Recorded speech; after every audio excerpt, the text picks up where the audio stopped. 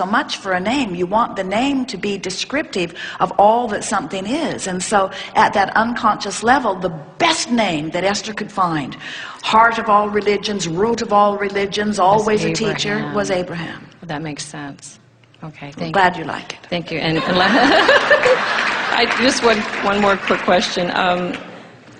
Would you please describe specifically what we experience when we croak? Because I've heard that I saw one of your The releasing of all resistance and a immediate receiving and becoming of all that you have been. And so it's a variable depending upon, in other words, someone very far from the vortex who croaks has a real whirlwind experience. Someone like Esther, who's been in the vortex more often than out, or on the brink of it mostly, when she makes her transition, she won't feel the euphoria because there will not be such a big shift in vibration.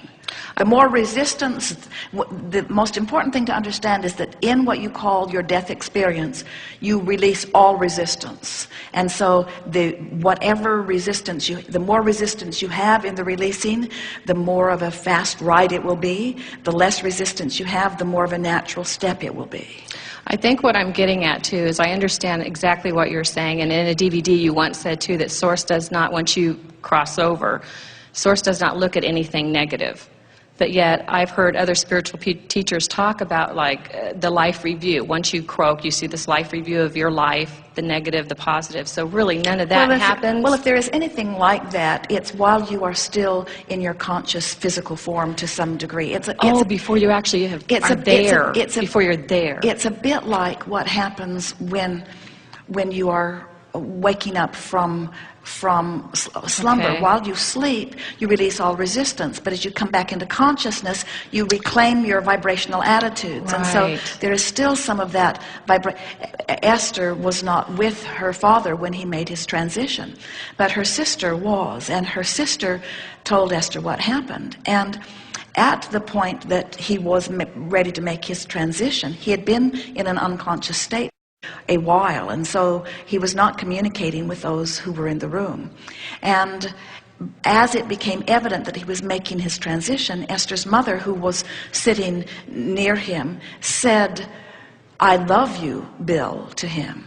And he showed his first sign of comprehension, and he nodded a very powerful affirmative. And so when Esther heard the story, she knew exactly what had happened. He had made, in other words, in his physical state, he was not conscious. His consciousness returned to him as he was making his transition. In other words, he was able to express that because now he was in connection with. And so Esther said softly to her mother, "I think Daddy was responding to you from the other side." And she said, no. He had not gone to the other side when he responded to me. And Esther said, "You're probably right." In other words, she did not want to ruffle her mother's feathers. But Esther felt certain that his clarity came from his broader perspective because he had not had clarity for a while from his physical perspective.